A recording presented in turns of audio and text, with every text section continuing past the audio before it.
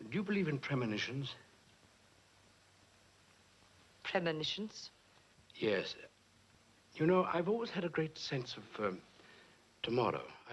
Marilyn Monroe, Humphrey Bogart, Errol Flynn. These are names that continue to reverberate through the ages. But did it ever occur to you that many were just as worthy that have been forgotten? Here are 10 undervalued actors in old Hollywood history. Uncle Evelyn told me this morning, Johnny, about our affairs, I mean. I don't know what we would have done without you. Oh, then you don't mind if I do keep it? Oh, no, how could I? Number 10. Ida Lupino. Born in February 1918 to a show business family, Ida Lupino is one star that was meant to shine bright. Would you believe she once took a role that was meant for her mother? In 1932, her mother took her to an audition, only for Ida to actually be handed the part her mother wanted. The picture was the 1939 drama Her First Affair. From this point, the bleached blonde star had her sights set on Hollywood. By 1935, she played a small, insignificant part in Peter Ibbotson. There were a couple more minor roles until she landed her big break in a 1939 film, The Light That Failed. This role opened her up to bigger roles in films like High Sierra in 1940 and The Seawolf in 1941. One thing about her movies, she was often cast as the hard but sympathetic woman from the wrong side of the tracks. Perhaps the producers and casting directors were onto something because she delivered on those parts perfectly. We mean, it was a popular opinion that no one portrays a hard-luck dame in a way Lupino could. She played tough, knowing characters who held their own against some of the biggest leading men of the day. From Humphrey Bogart to Ronald Colman, John Garfield, and Edwin G. Robinson, Lupino starred opposite them and still managed to hold her own. Her talent and dedication kept the roles coming. She made a handful of films during the 40s. She played different characters ranging from a traveling saleswoman in Pillow to Post to a tough nightclub singer in The Man I Love. Unfortunately, these films were not as big as she would have liked. The truth is, good roles for women were hard enough to get. To make things worse, there were many young actresses and established stars competing for what good roles were available. By 1947, Lupino made the bold move and left Warner Brothers. She was now a freelance actress, but better roles still eluded her. Ida then stepped behind the camera. She decided to try her hands as a director, writer, and producer. Her first directing job came when director Elmer Clifton fell ill on a script that she co-wrote in 1949. The film was titled Not Wanted. Interestingly, Ida had often joked that as an actress, she felt like she was the poor man's version of Bette Davis. There must have been a reason why she saw herself as a knockoff version of someone more popular, and that is because of how underrated she was in the industry. Many critics now believe that her performances in tough, complex roles were simply way ahead of her time. She showed a depth of emotion and grit that many simply could not appreciate at the time. Though she was a talented actress, Lupino is often remembered as one of the few female directors of the time. This is just how undervalued she was as an actress. Thankfully, she did gain recognition as a director. The films that she wrote or directed during the 50s might have been inexpensive melodramas, but she always did outstanding work with the resources available. In time, she returned to television, where she directed episodes in shows such as The Untouchables and The Fugitive in 1963. In 1937, he earned his first Academy Award nomination playing an alcoholic doctor in The Hurricane, directed by John Ford. Number 9. Thomas Mitchell. We do not say this lightly, but Thomas Mitchell was one of the greatest American character actors. We mean, he is one of the very few actors who can boast that their credits read like a list of greatest American films of the 20th century. From Lost Horizon in 1937 to Stagecoach in 1939 and The Hunchback of Notre Dame in the same year, the list goes on to include Mr. Smith Goes to Washington, Gone with the Wind, It's a Wonderful Life, and High Noon. Born in July 1892, Thomas Mitchell was a first-generation American of Irish immigrants who settled in New Jersey. The Mitchell family had a journalistic background, so after high school, it was natural for Thomas to follow his father and brother in newspaper reporting. However, soon he found that writing was not nearly enough. He yearned for something more, and this search led him to the theater, where he performed comic skits. By 1913, he decided to go into acting full-time. Under the Broadway stage name, the Coburn Players, Mitchell gained the much-needed experience in the works of William Shakespeare. By late 1916, Mitchell debuted on Broadway in the original play Under Sentence. This role solidified his position as a regular on the stage, right until the 1920s. At this point, he set his sights elsewhere to exercise his versatility. In 1923, he debuted in a silent film, returned to Broadway for a while before finally landing a role in the 1936 film Little Accident. From this point, Mitchell was a top commodity in Hollywood for leading character parts. In 1937, his Hollywood fame was sealed with the Frank Capra classic Lost Horizon in 1937. He played the role of the banker-embezzler Henry Bernard. His dramatic timing was flawless and the one-liners even more immaculate. His one-liners were so iconic they became his trademark. That same year, he played the memorable role of Dr. Kersaint in the John Ford 1937 dramatic adventure The Hurricane. Notably, this role earning him an Oscar nomination. It just kept getting better for Mitchell. In so many of his roles, he was the cocky, self-assured man of the world. Let's consider his performance as Uncle Billy in the 1946 film It's a Wonderful Life. The entire sequence of Uncle Billy realizing he has been duped again and having to face his nephew has been considered one of the real high-drama gems of movie history. This is no doubt due to Mitchell's perfect and thought-provoking portrayal of the role. One thing about Thomas Mitchell, he was super versatile. His portrayals were so diverse and convincing that most people did not even realize that one actor could have played them all. And he did have some recognition for his work. He won the Best Supporting Actor Oscar in 1940 for his role as the drunken Doc Boone in John Ford's Stagecoach. So Thomas Mitchell was, for a fact, one of the most recognizable and exemplary character actors of Hollywood's golden years. But for some reason, his name has been overshadowed and often overlooked so many decades down the line. The focal point seems to be his Oscar for Stagecoach. You see, after that major win, he might have gotten a little too comfortable settling for supporting roles that overshadowed his versatile talent. Yes, he excelled at them, but it seemingly came at a great cost of not being memorable. Up next, a star beloved for her elegance and style, but sadly never became a top-tier star. Ouch. I feel fine. I was beginning to think I had the measles or something, the way you've been staying away from here. Well, I'm awfully busy. Yeah, I know. That's the way it always happens. That puts my name... Number 8. Anne Dvorak. Born Anna McKinn, this gorgeous American stage and film actress chose Anne Dvorak for her stage name. Interesting because she had every intention to choose the most challenging name for the American audience to pronounce. Never mind her very pronounceable real name, Anne just had a flair for mischief. Anne Dvorak was the daughter of silent film star Anna Lear and silence director Edwin McKim. Naturally, she had an early start in the industry. She started off as a dance director for MGM musicals, but in 1932 she would get her big break in the film Scarface. It was reported that she often complained about the lack of quality of her films. Unfortunately, these only led to multiple arguments with her bosses at Warner's. After her marriage to British actor Leslie Fenton in 1932, she moved to Britain to make a few films. The story here is a bit more dramatic than it sounds. You see, she was only 19 when she eloped with Leslie Fenton, her English co-star from The Strange Love of Molly Louvain. The two met on set in 1932 and were married in the same year. She ignored her contractual commitments to the studio and went on a year-long honeymoon with her husband. As the story goes, this aggravated the studios even more and resulted in legal battles and disputes over her pay. Now, you can't talk about Anne Dvorak without mention of pre-code films. Dvorak was an actress who brought intensity and a sense of realism to her roles, especially in pre-code Hollywood films. For those who do not know, the pre-code era was a short period between 1931 and 1934 where American films were profane and promiscuous. Illicit sex and violence were recurring themes in this era, and Dvorak shined through in her roles. Her most successful pre-code films are Scarface in 1932, Three on a Match, and The Crowd Roars All in 1932. Many critics and biographies have tried to discuss why Anne Dvorak should be remembered way more than she is. That said, many often conclude that her career suffered an eclipse for many years, simply because her films were not seen for decades. We mean, there was a very long time before television and VHS, so an entire generation or two might have missed out on her talent. In recent years, it seems to have been rectified with the Forbidden Hollywood box sets. This platform has shined a little light on Anne Dvorak's movies. The streaming platforms are not left out as well. Type in her name in Amazon Prime, and you would get to see some old and almost completely forgotten classics. A couple of movies in, and you would discover that her work does not date. No matter the time, her acting always feels unbelievably modern. Her performances have truly stood the test of time. Long time to learn. I thought it was a wonderful bowler like you to teach me.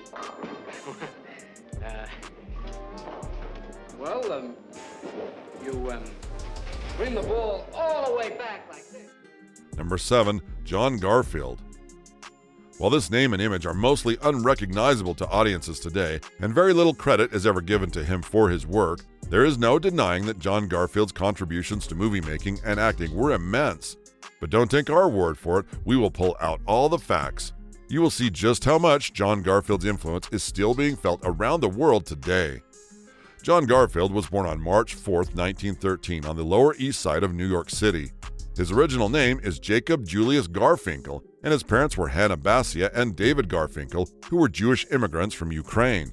He was only 7 when his mother died in the year 1920. As such, he was raised by his father, who was only a clothes presser and a part-time cantor. At some point, he was sent to a special school for problem children. This was where he stumbled on boxing and drama. After winning a scholarship to Maria Ouspensky's drama school, he joined the Civic Repertory Theater in 1932.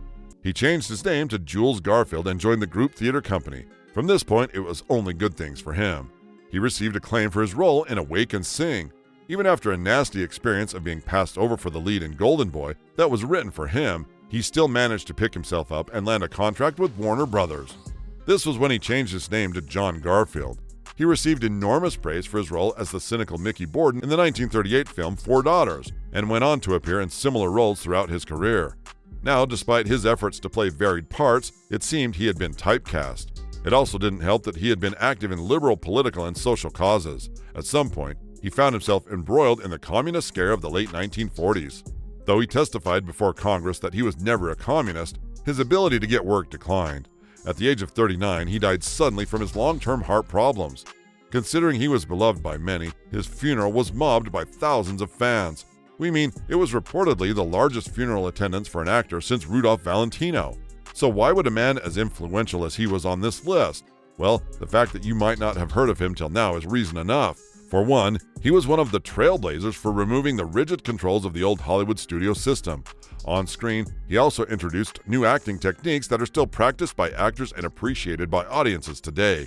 Then there was something he always believed in. He had certain principles and, as such, always emphasized that all artists should regard themselves as citizens of the world. As he put it, artists should never be silent when confronted with inhumane or immoral actions by people or governments, especially those who disregard constitutional rights or even the human rights of others. Let us consider Meryl Streep's moving speech at the 2017 Golden Globe Awards. That speech was reportedly inspired by the kind of life Garfield led. This is a clear indication of how relevant and timeless Garfield's influence really was. We also considered Garfield's first movie, Four Daughters. Garfield gave the moviegoers a whole new experience. They saw something they had never seen on screen before. The way the tabloid puts it, the norm was watching an actor pretend to be a character, but never an artist who was the character. Ladies and gentlemen, this was arguably the origin of method acting. For the first time on screen, the method was explored and successfully utilized in film. His craft and his skill as an actor did not go unnoticed. He received a nomination for Best Supporting Actor from the Academy of Arts and Sciences. As expected, many actors were influenced by his performances. Actors like Marlon Brando, Montgomery Clift, Sean Penn, James Dean, Harvey Keitel, Robert De Niro, Al Pacino, and many more followed his lead and learned to do the method as he did. In fact, if you could combine all those people into one, we believe you would be staring at John Garfield's face. So yes, Garfield was a trailblazer for the very everyman type of character, and he brought a naturalistic style of acting to the screen that influenced future generations. However, his career hit one too many speed bumps. Even the fact that he died at the young age of 39 was a factor that probably prevented him from achieving the long-term recognition he deserved. Number 6. Teresa Wright. Teresa Wright had the talent, but she was also a natural at what she did. She was discovered by Samuel Goldwyn and very quickly distinguished herself in the industry. We mean her first 3 films were all Oscar-worthy. That technically solidified her position as the only performer to ever be nominated for Oscars for her first 3 films. She stayed true to herself and somehow managed to achieve Hollywood stardom on her own terms. Born Muriel Teresa Wright in the Harlem district of New York City in October 1918, her parents divorced when she was quite young. Growing up, she lived with various relatives in New Jersey and New York. Interestingly, an uncle of hers was a stage actor. Still, she didn't catch the acting bug until she saw the legendary Helen Hayes perform in a production of Victoria Regina. After performing in school plays and graduating from Columbia High School in Maplewood, New Jersey, she made the decision to pursue acting professionally. She apprenticed at the Wharf Theater in Provincetown, Massachusetts, during the summers of 1937 and 1938. Next, she moved to New York and changed her name to Teresa after she discovered there was already a Muriel Wright in Actors Equity. Her first New York play was Thornton Wilder's Our Town. It was during her year-long run in the theater that Teresa was seen by Goldwyn Talent Scouts. She was tested and ultimately won the coveted role of Alexandra in the film The Little Foxes. This 1941 film changed her life. She also accepted the MGM starlet contract on the condition that she would not be forced to endure unnecessary publicity or take cheesy photos for any type of promotion. She also insisted that she could return to the theater at least once a year. She was Oscar nominated for her work alongside fellow cast members like Bette Davis and Patricia Collinge. She won the Best Supporting Actress award for her role as the good-hearted granddaughter in Mrs. Miniver, as well as the Best Actress award for her role as baseball icon Lou Gehrig's altruistic wife in The Pride of the Yankees. Both awards were received all in the same year. She was just that good. And of course, there was more. By the following year in 1943, she starred in Alfred Hitchcock's psychological thriller Shadow of a Doubt. She even received top billing over established star Joseph Cotten, who played a murdering uncle to her suspected niece. Eventually, her MGM contract ended. This was not supposed to be the end of her because the only movie she made with the studio was Mrs. Miniver. The other successful movies were all loan-outs. Unfortunately, as a freelancing agent, the quality of her films began to dramatically decline. Films like Such Enchantment in 1948, Something to Live For in 1952, Track of the Cat in 1954, and Escapade in Japan never matched up to her earlier success. Teresa Wright was an undeniable talent, and she had a hot streak in the 1940s. Her first 4 films are all archivable. She just had a penchant for playing fundamentally good characters. When you exclude the television work that took over her resume around 1955 and beyond, you would quickly find out that she only had about 18 total film credits. This means her best 5 performances all happened before the age of 28. Yet somehow, she has been relegated to the background. Despite winning an Oscar early in her career, she is often overlooked in discussions of the great actresses of her time. Do you believe in premonitions? Premonitions? Yes. You know, I've always had a great sense of tomorrow. Number 5. Claude Reigns. There is no denying that Claude Reigns was a brilliant character actor. He was known for his versatility and suave aristocratic charm. And while playing a diverse range of roles, Reigns is still best known for his more villainous portrayals. William Claude Reigns was born in the Clapham area of London. He was the son of the British stage actor Frederick Reigns, so it was expected that he would follow in his father's footsteps. He made his stage debut at the age of 11 in Neil of Old Drury. Growing up in the world of theater, he saw acting close up and was also lucky to see the business end of it. He quickly progressed from a page boy to a stage manager during his well-rounded learning experience. By 1913, Reigns moved to America to break into the New York theater scene. But with the outbreak of World War I the next year, he returned to serve with a Scottish regiment in Europe. While in England, he honed in on his acting talent and eventually garnered acknowledgement as one of the leading stage actors on the London scene. His one and only silent film venture was a British, small part in the 1920 picture, Build Thy House. Interestingly, Reigns was also in demand as an acting teacher. A young and eager Laurence Olivier and John Gielgud were reportedly his students. With his sights set truly on Hollywood, Reigns returned to New York in 1927. He began a streak of what would be nearly 20 Broadway roles. Forward to 1936, Reigns was signed at Warner Brothers. His acting was excellent. By 1939, he became an American citizen. Going into the 1940s, Reigns solidified his position as a supporting actor who achieved A-list stardom. His films, which were just a little over 40 years old during that period, ranged from subtle comedy to psychological drama. There was also a bit of horror thrown in the mix, and many would become golden era classics.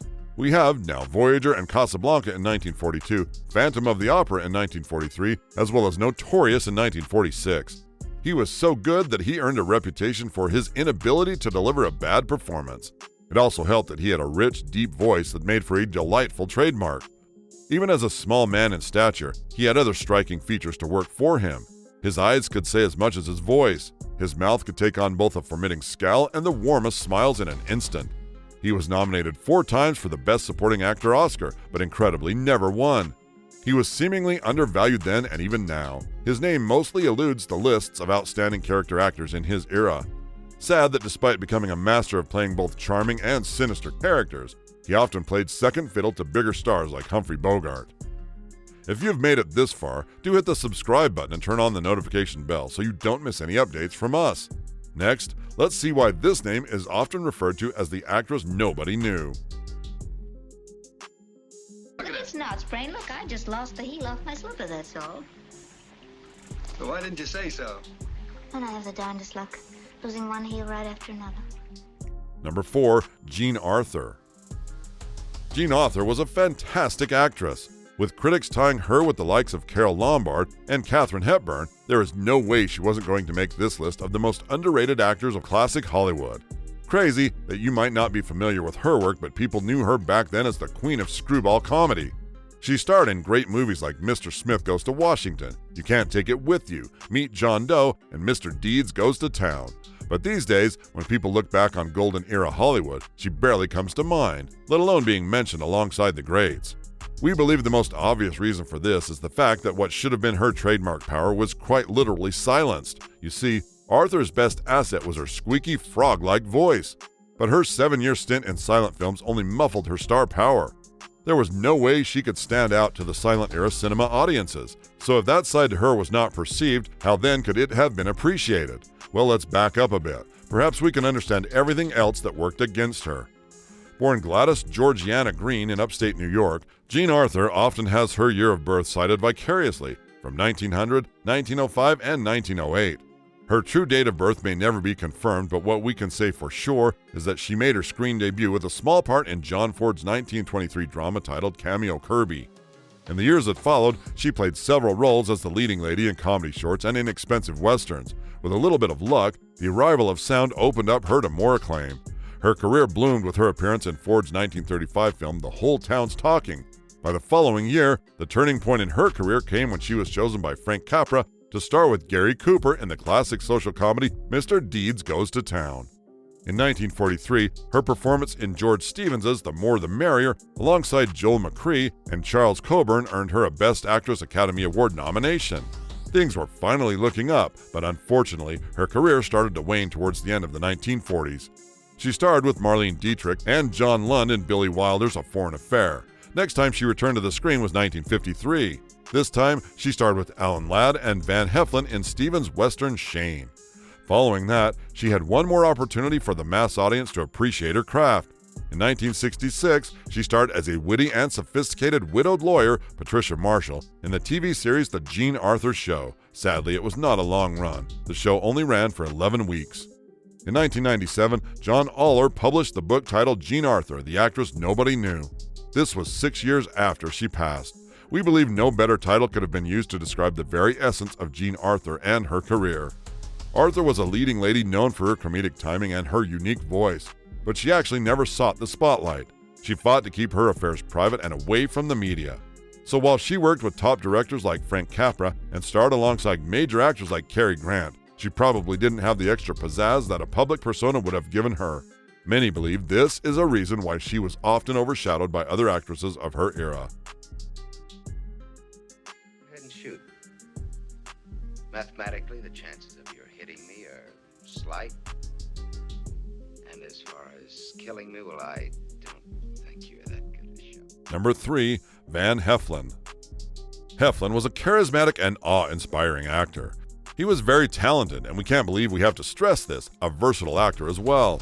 Not only did he portray mostly character roles for a greater part of his career, he also had a significant string of roles as a leading man during the 1940s. He had this restless spirit within him. His parents wanted him to pursue other interests, but eventually he followed his passion in the performing arts. His exceptional talents first made their way into the cinematic spotlight on Broadway in 1936. He was exceptional in his role as a radical leftist at odds with the established elite in the comedy titled End of Summer. It was at this Guild Theater that actress Katharine Hepburn saw his brilliant performance and took an interest in him. As the story goes, she persuaded him to make his way toward Hollywood for a part alongside her in 1936, Pandro S. Berman's production of A Woman Rebels. He followed her lead, and the rest was history. In fact, he was the first actor to win an Oscar for his role in a gangster film. Might not sound like much, but how many actors can boast of such an achievement? In a cinematic career that spanned over 4 decades, Van Heflin became a dependable yet incredibly talented actor during Hollywood's golden age. Sounds like the all-around perfect guy, so how did he end up on this list? Despite being a leading man in the character actor world, the years seem to have watered down his legacy. For one, many do not believe he had the devilishly handsome good looks or the golden smile that other Hollywood's elite A-list heartthrobs had. But the truth is, Heflin did not need any of that. According to Heflin, Louis B. Mayer once turned to him and said, "You will never get the girl in the end." That was certainly not what any leading man would want to hear, so he channeled his frustration and worked on his acting. One thing about Heflin, his actions spoke volumes in ways words could never quite fulfill. For what he lacked in appearance, Heflin made up for with hard work, charisma, and the most solid acting performances. As a character actor, Heflin was profoundly versatile and immensely gifted with his craft. In fact, Heflin's versatility may have contributed to him being underrated. From leading men to complex supporting characters, in genres ranging from film noir to westerns, Heflin could do it all. Perhaps the fact that he excelled in a wide variety of roles made it difficult for audiences to identify him with a single iconic role or type. Another obvious reason would be the lack of star persona. Unlike some of his contemporaries, Van Heflin did not cultivate the larger-than-life star persona that drives an actor's long-term fame. He was more focused on being the actor who immersed himself in roles, as opposed to focusing on maintaining a glamorous public image. Sadly, one could also say that he focused on the wrong type of work.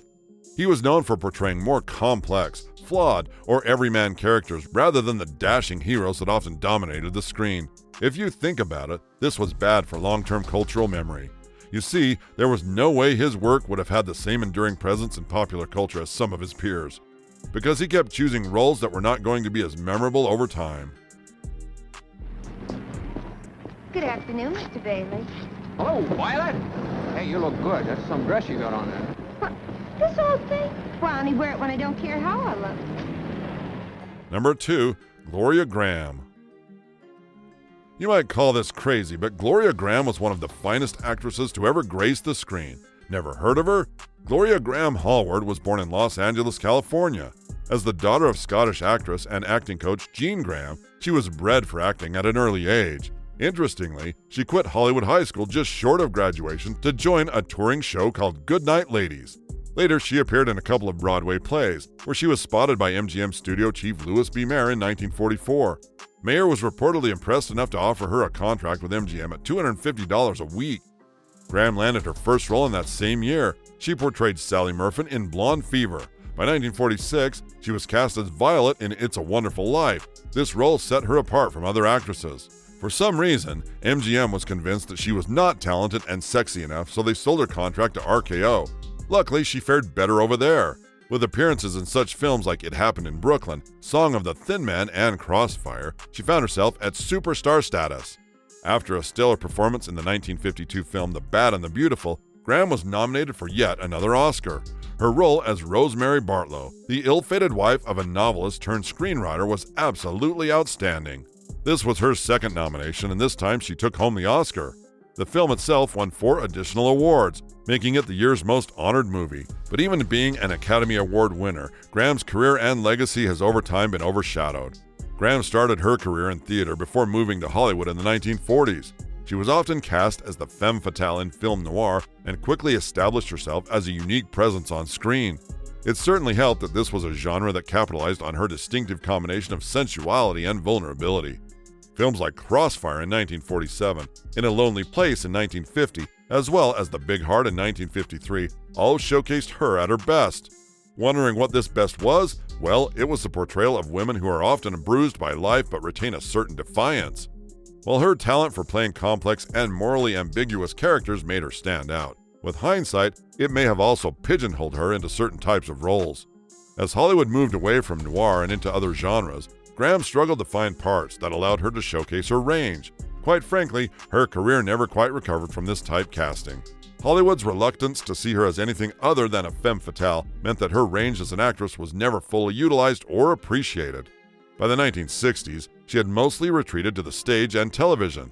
It is also sad that what might have worked for others did not work for her. And by this, we mean a controversial persona. Graham's personal life was fraught with controversy. From her relationships and marriages, Graham's personal life was often the subject of tabloid fodder. These scandals overshadowed her professional achievements, contributing to a perception of her as a troubled star rather than a talented actress.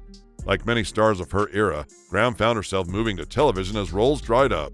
But this did not do her any favors either. Sure, she did good work for a considerable amount of time, but this transition to television did little to bolster her film legacy. In recent years, there has been a growing appreciation for film noir and the actors who brought these stories to life. Gloria Graham's performances in these films are now seen as nuanced portrayals of complex women rather than just archetypical bad girls. As film historians and critics continue to reevaluate the era, we believe Graham's contributions will gain more recognition.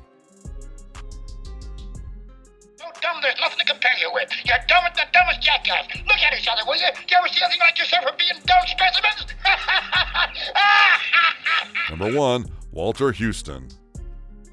If you know your Golden Age stars, then you should know that this list would not be complete without Houston. He was a legendary entertainer whose reach in Hollywood was undeniable. The Dead, The Treasure of the Sierra Madre, The Man Who Would Be King, Prizzy's Honor, and The African Queen are just a handful of the timeless works of Houston's career. After convincing Warner Brothers to let him direct The Maltese Falcon, he created magic. It took years to write, and he also knew that 2 versions of the film had already been produced. However, his own version made its debut and was arguably the greatest work of crime noir ever put to film. From there, Houston continued to churn out movies. Thankfully, Warner Brothers helped nurture his talents. This gave him the push he needed to keep working. By 1948, Houston would make his mark on cinema, and that would be the film titled The Treasure of the Sierra Madre. This is possibly his finest work, and it remains a classic to date. Being a drama centered around masculine greed, it certainly drove the primal urges of its audience. If ever a film deserved an Oscar, this would be it. That same year, he also directed Humphrey Bogart in Key Largo. You guessed it, this was another Oscar winner. He released The Asphalt Jungle in 1950 and then The African Queen in 1951. Each of these films earned Houston deserved Oscar nominations, and those are just his directorial credits. We mean Houston was an Oscar-nominated actor in his own right. Houston's momentum slowed down a bit as he got older in the 60s, but by the 70s, he almost vanished into obscurity. Well, that was until he shot himself back into the public eye when he released the 1975 smash, The Man Who Would Be King. It truly was a pleasant return to the limelight. Houston was 67 years old when he died in 1987. There is a little irony in the fact that his last film was titled The Dead. Houston's outstanding career spanned more than 40 years. In that time, he wrote more than 30 films, directed more than 45, and performed in almost 50. Houston may be gone, but his works still remain as timeless as ever. Even now, it is clear that Houston was eventually overshadowed by his son, director John Huston. Not to discredit the son, but we do believe more people should be blessed with his work. Familiar with any of these underrated faces? Do share your thoughts in the comments. If you enjoyed this video, don't forget to hit the like button. You also can't miss the next video on your screen.